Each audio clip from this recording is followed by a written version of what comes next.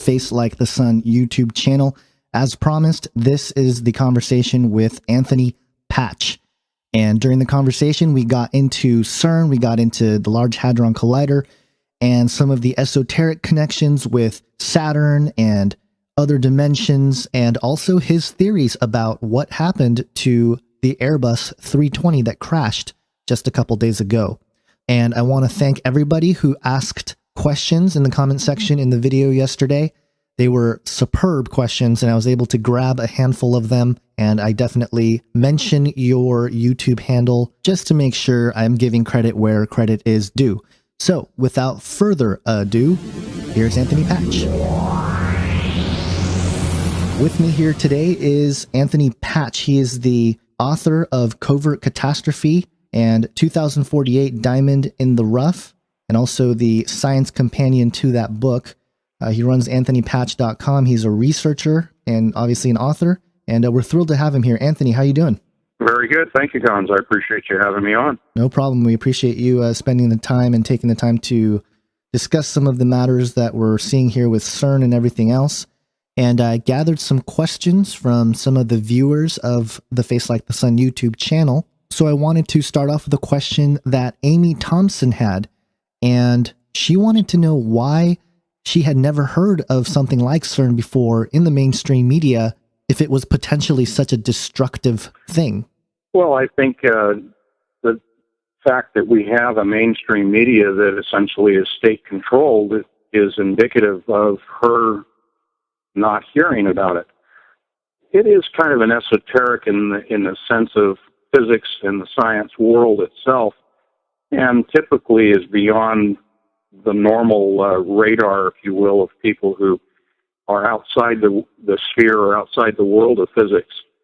And I say it's esoteric in the sense that it is very arcane type of physics. It's very specific and quite complicated in some respects.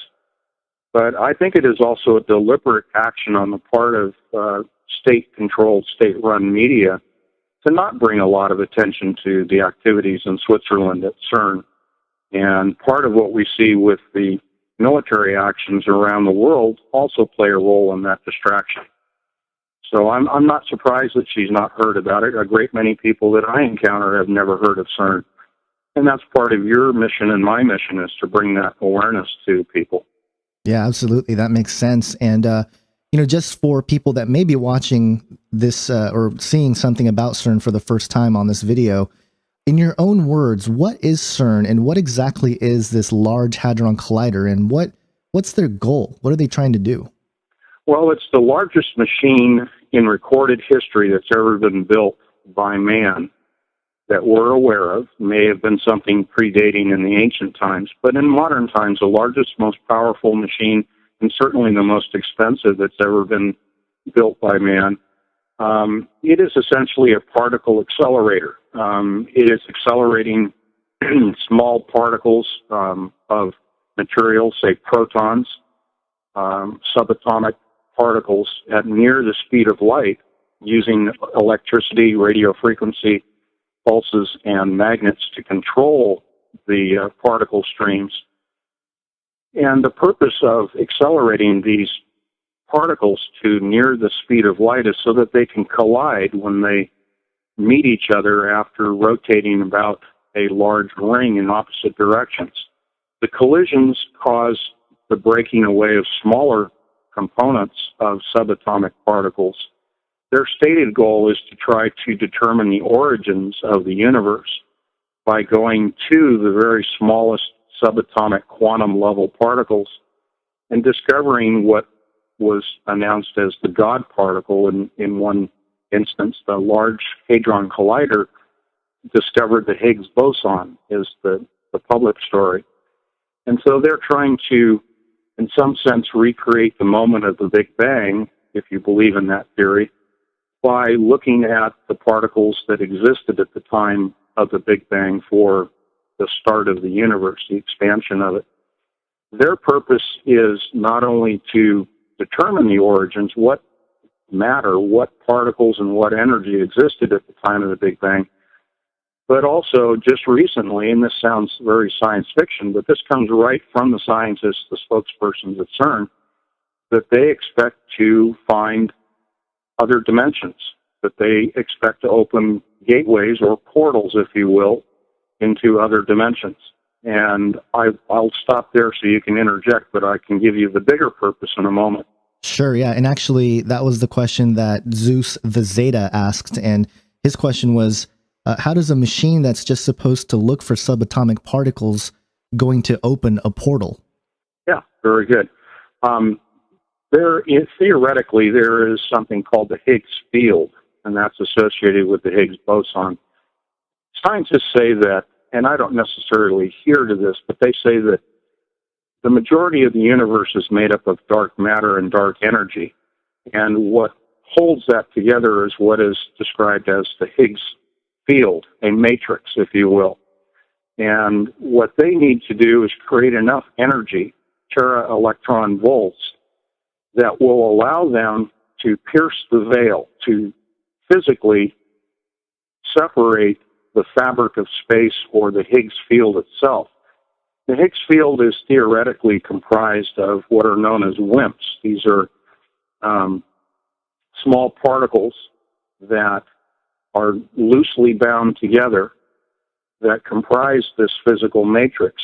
And in order to separate these particles, they need sufficient quantities of energy. And at this point, it looks like 14 tera-electron volts or trillion electron volts are going to be generated in September at the Large Hadron Collider. Thus, when they generate these energies, they're able to direct them at a very small microscopic point. And that will essentially open this field by separating the matrix of the Higgs field. And that's a simple explanation. And again, that's all theoretical.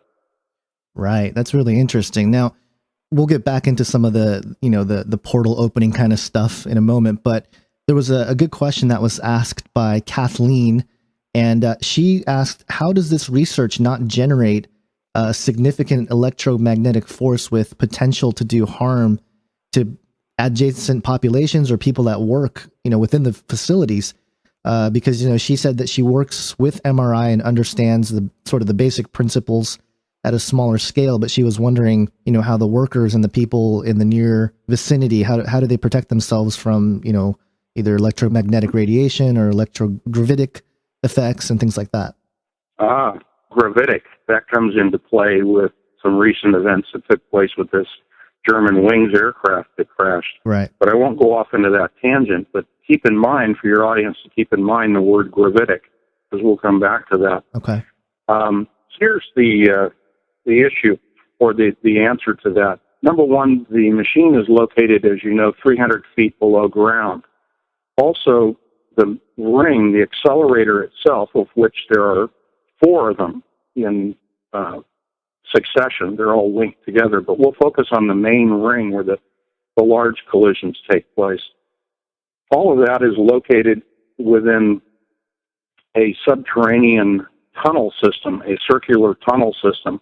There are actually 2 tunnels, one for equipment and maintenance that is outside, and an inner ring, which is where the accelerated particles are traveling. These are all shielded. Each of these tubes within these subterranean tunnels are all shielded. And they are also cooled for the purpose of cooling the magnets down because they're superconducting magnets. But the shielding is a combination of the Earth itself, the confinement of the beam of particles that is rotating through the ring, the confinement by the superconducting magnets, also is able to maintain the energies that are derived from the collisions from escaping beyond the detectors. There are 4 principal detectors within which the collisions take place of these beams. And if we had a graphic, it would be easier to represent this. But when the collision occurs, the energies that are generated by these collisions are actually captured within the detectors themselves.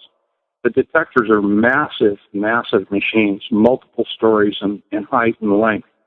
And so they have shielding, and they also have the magnets to capture and control and confine the energies that are derived from the collisions themselves.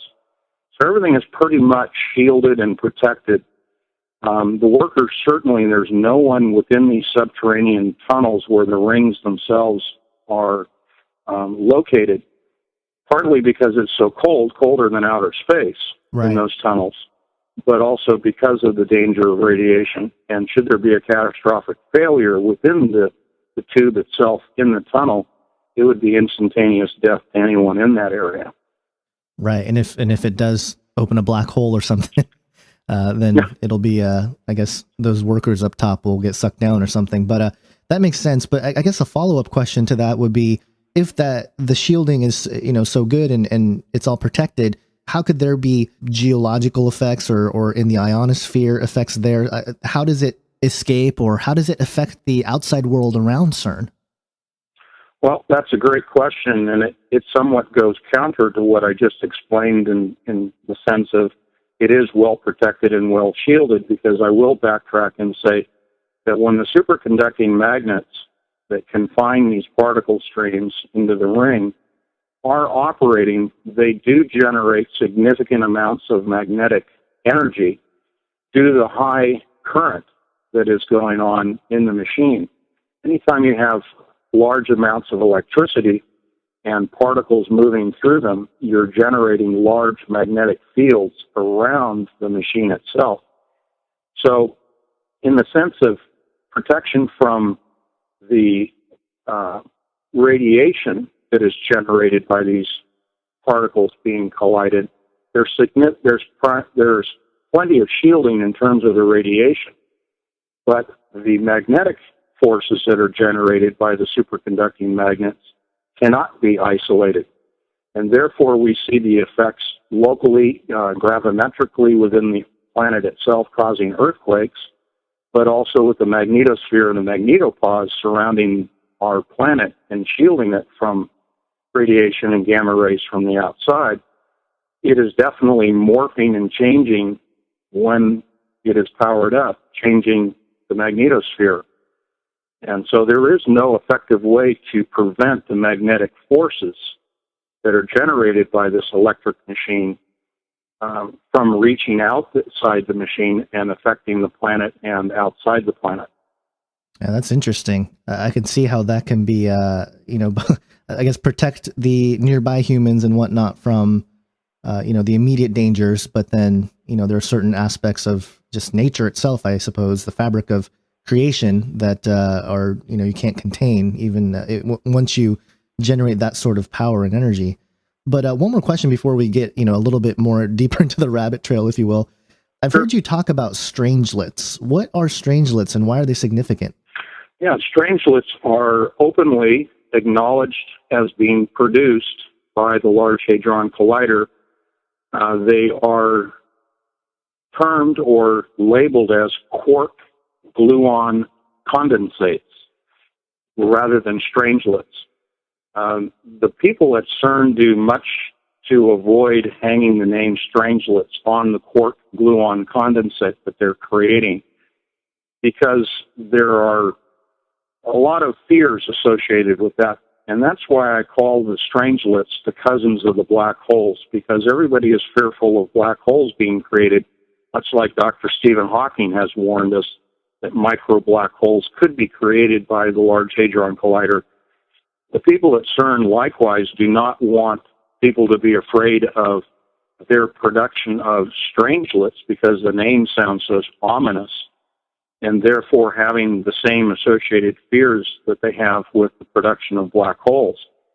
So to define a strangelet again, it is a non-naturally occurring particle. These are considered to be theoretical particles, but they have been acknowledged as being produced as recently as a paper that was published in August out of the Brookhaven National Laboratory with the Relativistic Heavy Ion Collider, the RHIC, which is right down the street from the Twin Towers, so to speak, from New York's Twin Towers, the former Twin Towers. The paper that was published acknowledged the successful production of strangelets, which they named as strangelets, having been produced in April of last year. Um, the strangelets are produced likewise within the Alice detector, where the beams cross and the particles collide within the Large Hadron Collider. And these condensates are dangerous. And I'll stop there in case you want to interject, but I can go on with that. Yeah, go ahead and continue with that track for a few more minutes. I'm curious to hear where that's headed. Go ahead. Okay. Yeah, essentially strangelets, there are some characteristics to them that need to be explained. They have the ability, because they are stable particles, they have the ability to attract normal atoms to them. Normal atoms and molecules are considered to be unstable, and I'm being simplistic here, but they have the ability, the affinity to attract other matter to them and therefore grow exponentially in size. So they are very much like a black hole in the sense that they attract other things to them. They not necessarily attracting light as a black hole does, but again, because they're the cousin of a black hole, in my estimation, they attract matter to themselves and then grow in size. The other issue with them is that they are so heavy and dense that they fall through the floor of the detector. Again, lack of ability to shield everything that goes on at CERN. These strangelets escape from the detector, the Alice detector, passing through the Earth itself until they come to rest in the center, in the core of the planet. And at that point, they begin to grow. The other characteristic of strangelets, they are the most powerful explosives known to man. And so they are inherently dangerous to handle. And I'll stop there. Wow. Yeah, I mean, it's I'm picturing like a living goo type substance or something that's sinking deep into the Earth's crust, and that just sounds terrifying. But let's get into a little bit of the esoteric, even more esoteric, I suppose, elements of this, and then we'll get into the plane crash a little bit. But Luke Reynolds wanted to know more about the connection of CERN and Saturn, and he said that you've made the argument that they were trying to build a portal between the two, and asked if you can be more specific about this, and do you have any evidence other than the Saturn symbolism itself? Yes, I would refer anyone that's interested in this issue to the Thunderbolts project online. This is primarily concerned with the theory of the electric universe as opposed to the gravity structure of the universe, the gravitational structure. Again, I'll summarize this, but the electric universe postulates that there was no Big Bang. Also, that everything that we see in the universe is due to electrical energy, and that the planets themselves have a connection between them that is electric in the form of an electric plasma. We've all heard of dark matter and dark energy. That is part of the gravitational model, the Einstein standard model for the universe, which is based on gravity. Unfortunately, that theory and that model ignores the fact that most everything in the universe is comprised of electrical energy. And specifically, we're talking about electric plasma and plasma discharges that take place between heavenly bodies. This happens all the time between the Earth and the Sun, for example. But Hubble telescope, for example, has provided fantastic photographs of nebula that are essentially long, twisted ribbons that look very much akin to the human DNA in the sense that they're a twisted helix, a double-strand helix. Wow. And that is something that is typical of an electrical discharge. You can reproduce in the laboratory plasma, electric plasma, that will perform and behave exactly the same way in the laboratory as it does on the macro scale in the cosmos. Absolutely identical in their shape, their morphology, and the way that they behave. And therefore, what you're looking at essentially when I refer to the Hubble telescope image of a ribbon or a helix in the cosmos is a Birkeland current. A Birkeland current is two strands of charged particles in the form of a plasma that twists. And if you've ever seen those little plasma balls you can buy in the science stores, you can put your hand on the glass ball and the plasma will attract to your hand. Yeah. Those are Birkeland currents, and that happens throughout the universe. And in specific answer to Saturn used to, in ancient times, prior to the Greek gods, the Roman gods, all of the, Shiva, prior to all of those gods being created, we had what was known as the Golden Age. That's the theory, somewhat like the Garden of Eden. And back in the Golden Age, Saturn, Venus, and Mars were in alignment and in very close proximity to the planet Earth, and were in a vastly different position than they are now. And they were in a straight line. Picture Mars being first and closest to the Earth, and then Venus, and then Saturn behind. And Saturn, in fact, being so close, it blotted out the sun, and you'd only see the corona around the edges of Saturn. That's how close it was.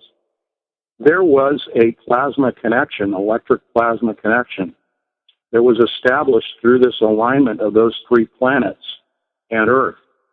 And you may have heard from Scripture Jacob's ladder and the coming and goings of angels on Jacob's ladder. Well, this is what Jacob's ladder is. It's a plasma conduit. I'm going to cut to the chase because we're limited on time, but what CERN is trying to do amongst their multitudes of uses and applications for this machine, their ultimate goal, we all have talked about the portal, but we need to go beyond the dimensional portal aspect of this. And why do you open a doorway? Well, they want to recreate Jacob's ladder. They want to recreate, using this machine, a plasma conduit, a Birkeland current, a twisted helix or Birkeland currents between the machine and the southern pole of Saturn to establish that ladder again. Wow. And I'm going to stop there because I know you'll have questions. Yeah, wow. I mean, I can probably stick on that topic forever, but I guess similar to that, there was someone named Osiris, I think is the name. I don't know if I'm pronouncing that quite properly, but he said that in 2012, after firing up CERN, they were able to open portals, and the rumor is that they saw giants or Nephilim within it, and that there was an adiabatic quantum interdimensional computer that will solve equations and formulas in another dimension and give the solution back to ours with quantum processing and entanglement. Are these just rumors, or is there any truth to any of that? Yeah. I can tell that the person posting the question has been listening to me because I'm one of the very few people, I'm not puffing myself up here, but it just happens that I'm one of the few people who's even talking about the adiabatic quantum computer. Mm-hmm. And that's in my book, 2048, Diamonds in the Rough. But the adiabatic quantum computer is a quantum computer that does not use transistors. It uses qubits, and it processes a combinatorial program in another dimension. This is at the quantum level. It places a problem into another dimension and extracts the solution back into our dimension. Mm. This is a device that is being used in conjunction with establishing and controlling the portal that will be opened in September. They need this computer in order to establish the stability and the long-term maintenance of this opening as well as the plasma conduit.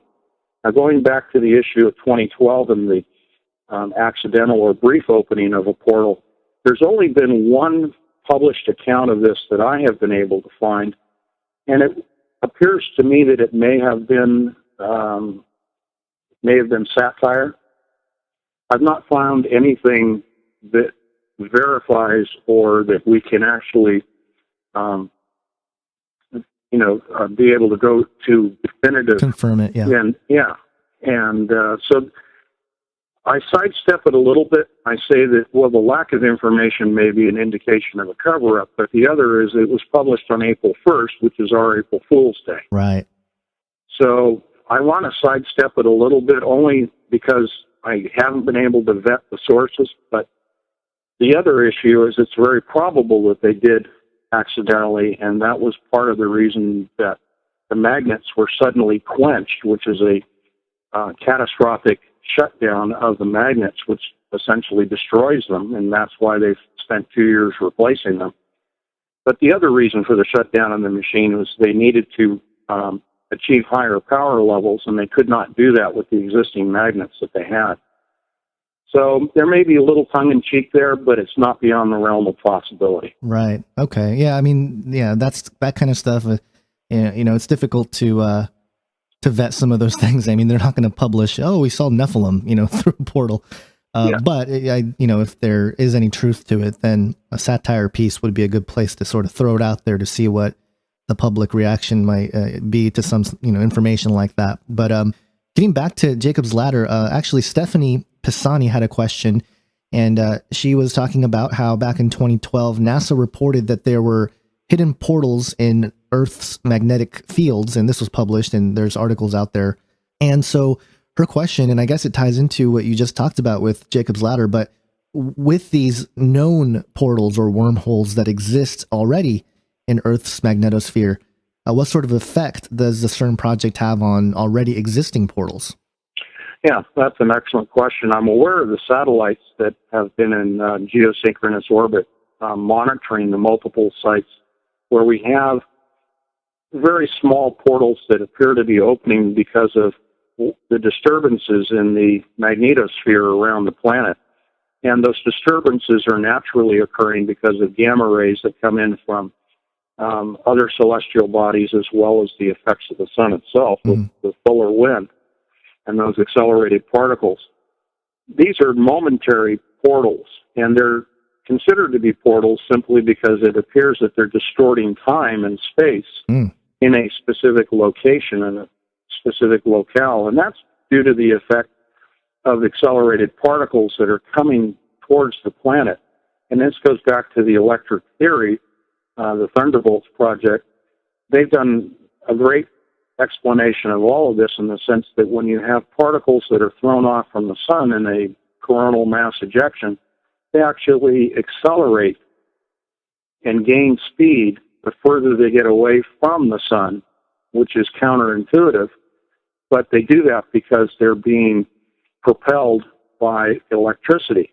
Now, the reason I bring that up is because you're seeing small conjunctions of energy, electric energy, that are meeting at specific points in the magnetosphere and causing these distortions that are then called portals. But they really aren't dimensional portals, so to speak. You're not looking at the ability to go to one of these and move into another dimension because they wink out of existence in milliseconds. But they are akin to what this machine is trying to create. And again, that is a stable portal in the Higgs field, and then the projection or production of a plasma conduit through that portal. That's really fascinating. Some of this, I appreciate your ability to sort of dumb it down for the rest of us, because some of this is pretty intense, but I've been able to track with you for most of this. So, but let's get into the plane crash a little bit as well, because, that's kind of been the big story this week is the A320 going down in the French Alps. What do you think happened there? And do you think there's any connection to CERN at all? There's a confluence of incidents that have occurred. On the 21st of March, which predates the plane crash, we had the grounding out and shorting out of one of the sectors of magnets within the Large Hadron Collider. Now, again, I have to couch what I say because I'm only taking it from CERN, and I don't always believe everything they tell me. But on the 21st, they had the magnets shut down. And then we have on the 24th, the aircraft going down. Now, that's quite a span of time to have a correlation between those two events. Right. I will give you two things. We mentioned gravimetric effects, which essentially is a gravity wave that moves through the crust of the planet.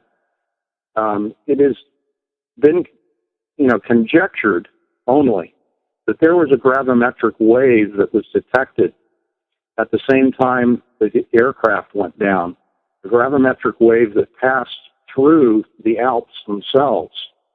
And if that's the case, there's a possibility that it could have disturbed the avionics, the controls, and the instruments on the aircraft. However, if you're to follow that line of thinking of a large gravimetric wave moving through the mountains, then why did it not affect other aircraft? Right. So I moved to my theory, and again, it's purely conjecture on my part, that because a single aircraft was involved, that this was a directed energy weapon that was used against it. And the reason that I say directed energy, I'm not speaking of there was another story that came out hours after I broadcast this on Ground Zero with Clyde Lewis on a national program. Hours later, there was a release of a report from a disinformation site saying that a laser was used to take down the aircraft. This was not a laser. This was a disintegration of the aircraft and the bodies. And the impact on the ridgeline causing two separate spatter patterns, if you will, of debris, it doesn't account for the level of destruction of the bodies as well as the aircraft itself. So that leads me to a directed energy source as to the pulverizing of the bodies and the parts of the aircraft themselves. So consequently, you have to say, if it's a directed energy weapon, where did that come from? Well, I'm not going to say that it necessarily came from anywhere specifically, because that's going to get me in trouble. I'll let the audience, make their own leap as to the source of that directed energy weapon. There was a witness account from the village right next to the point of impact, in which he said that he heard two distinct explosions. Each explosion prior to the impact of the aircraft lasted as long as 8 seconds apart apiece. Now, if that's the case, then we have a buildup of energy occurring and a long explosion taking place because of the disintegration effect of the aircraft. So I'll stop there. Yeah, it seems similar to some of the 9/11 reports as well, that there were some different explosions, not just the one with the planes hitting.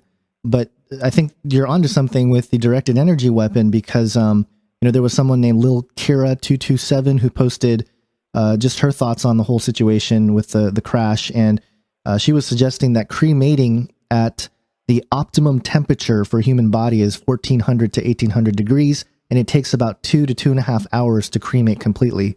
So her suspicion was raised when, how is it possible that in a plane crash, all these bodies were just completely incinerated, or, a large portion of it anyway, when it takes 2 to 2.5 hours at, roughly 14 to 1800 degrees for that to happen. So a directed energy weapon would make a lot of sense if that's really what happened. Yeah, I would agree with her. Virtually, any aircraft that goes down is going to throw bodies in multiple directions, in the direction of travel and outward. So, yeah, the fact that we're not seeing, and it's just very suspicious. And, of course, the whole thing with the pilot and the door and being locked out and, the suicidal tendencies or whatever, the co-pilot, all of that's a complete fabrication, and I think everybody in our audience, our type of audience, would agree that that's just a cover story. Yeah, it seems a little too convenient that all these planes that crash are suicide missions of one man that wants to take everybody out. But there was one of the viewers of the channel, James Thompson, did a little extra research, and he came across some interesting information regarding Yvonne Selke, who was one of the people that perished on the flight. He was able to make some dot connections that's pretty interesting, and let me share that with you and get your thoughts on it. But basically, Yvonne Selke, in the video that I produced yesterday and showed, worked for the National Geospatial Intelligence Agency, which was funded by Booz Allen Hamilton. And what James Thompson was able to point out was that there's a gentleman named Michael Vickers. And last week, on the 19th, the Washington Post published an article that stated that Vickers, this Michael Vickers, who oversees all these different security agencies, stepped down. And this is a direct quote from the Washington Post. It says, Vickers oversees all intelligence and security agencies for the Defense Department as the Undersecretary of Defense for Intelligence. Those organizations include the National Security Agency, the Defense Intelligence Agency, and the National Geospatial Intelligence Agency. He held the position since 2011. So here we have one of the people that oversees the National Geospatial Intelligence Agency step down 1 week before this plane goes down in the French Alps that happens to carry someone who worked for the National Geospatial Intelligence Agency. What are your thoughts on that? Yeah, that's quite remarkable. Again, the confluence of things coming together. To me, it screams whistleblower. Not necessarily Michael Vickers himself, although Yvonne Selke may have been carrying information to someone in Dusseldorf or someone in Germany or thereabouts that was going to be damaging perhaps to Mr. Vickers. I don't want to say anything negative about Mr. Vickers. I don't know the gentleman. I'm just connecting dots here, but Yvonne Selke, having worked for National Geospatial Intelligence Agency, they're essentially a mapping and observation and intelligence gathering agency using satellites, airborne photography, remote sensing. They're taking in information that, if you will, to summarize it, that is visible information and going through the analysis of that information. And they do that worldwide through Booz Allen Hamilton. Who's a defense contractor. She worked for them for 23 years in association with NGA. Let's go back to gravimetric wave. Gravimetric wave passing through the Alps, as it does in other areas like the Andes Mountains and the Himalayas. These waves going through would be something that the NGA would have been paying attention to and would have sensed with their airborne satellites, their spaceborne satellites. She may have had information related to the source of these gravimetric waves. And I maintain that they are artificially produced gravimetric waves. And I will even go so far as to put out the conjecture, the theory, not an accusation, but the conjecture that possibly CERN and their magnets are causing gravimetric waves to propagate through the planet. We've seen earthquakes occur at the same time as the powering up of the magnets in the past, and I expect to see more. She may have damaging information regarding CERN that she was going to pass along, and that may be the reason that that plane was targeted. Yeah. Pure speculation, nothing negative I'm saying about Michael Vickers or Yvonne Selke. I want to emphasize that. Yeah. Nor the people working at CERN. This is not about the people that are involved in these projects. There's a much bigger nefarious agenda going on behind the scenes. Sure, which leads me to, I have a couple more questions here, but that leads right into the question I had, which was, where do you see the potentials of CERN in biblical prophecy? And, I know you mentioned Jacob's Ladder, but do you see any connection in Scripture anywhere that you might find CERN as something that was mentioned? Or it's not CERN precisely, but, something like it. Sure. We talk about a portal, and another way to relate that in Scripture is opening the bottomless pit, and CERN functioning as the key to unlock and open the bottomless pit. And the bottomless pit essentially is an interdimensional opening to an area where there are demonic spirits. And in my estimation, I know this sounds totally far-fetched and bizarre, but if we go back to the previous comments that I made about the Golden Age, the alignment of Saturn, the close proximity of Saturn with the planet and its plasma connection, I believe that Saturn is the bottomless pit. It is the receptacle and holding area for the demonic spirits in the Bible, and that it essentially is the bottomless pit itself, and it's going to be open. It doesn't have to reside in the core of the earth necessarily. Saturn has always been worshipped by the occult groups, and Saturn worship is purely demonic in my estimation. And I have no reason to doubt that that is where the spirit entities presently reside, and their goal is to bring those entities back to Earth by opening the bottomless pit. Wow. That's incredible. So last question here, moving forward, what is the schedule for CERN? What should we be looking out for? Well, I think their schedule, again, is subject to, questioning, because now we have they're published. If you want to look at their previously published schedule, go to my website at anthonypatch.com and go to Images 2 tab. Click on the Images 2 and you'll see a picture of one of the detectors. Click on the detector. It opens up the actual schedule, version 1.3 of their schedule that was just published a few weeks ago.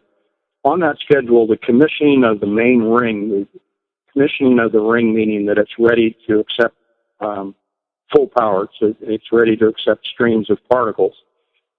On the 25th, wow, 25th of March, that's when they were supposed to be commissioning the beam.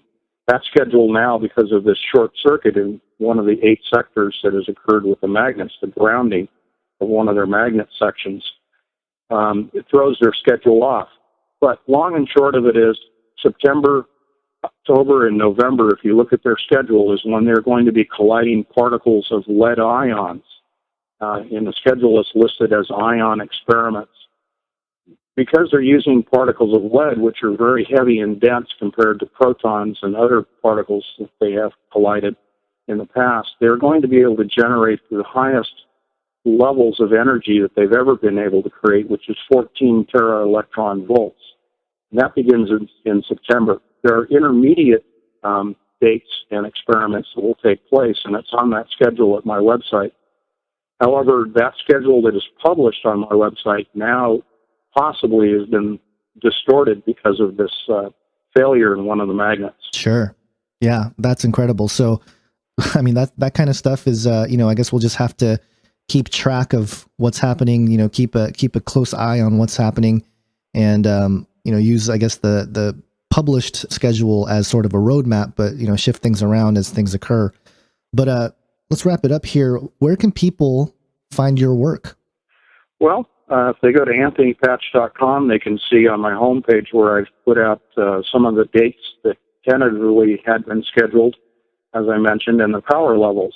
And it also indicates the power level threshold of 10 TeV, which is a production of strangelets. But not to get too far off into that, my website does not have a lot of information on it for the specific reason that I would encourage people to read my books. And you can see the list of subjects at my website that I cover in my books. It's quite a bit. There's transhumanism, there's quantum computers, there's CERN, of course, particle accelerator. There's quite a bit that's going on in my books. And my books are designed for the person who's never heard of CERN, who's never heard of so-called chemtrails. The subjects are arranged in a buffet style so that you can get a taste of subjects you've never heard of before, and then if you choose to pursue those and learn more about those subjects, it'll pique your interest and at least bring them to your attention. And that's done in a novel fashion so that it's not boring, non-fiction work. But the website has a few resources. It has links to a lot of videos that I have done as Google Hangouts with End Times Matrix News with Tim and Chris. And there's an awful lot of information that we cover in those Google Hangouts. And also I have some of my own YouTube videos on there. So a great amount of information is provided in the form of conversations rather than written out on the website. I hope that helped. So there you go. That was my conversation with Anthony Patch. We actually got into a short conversation afterwards about transhumanism and the connection with CERN and what's going on there. And there's some more fascinating stuff that he's looked at, and it's quite remarkable.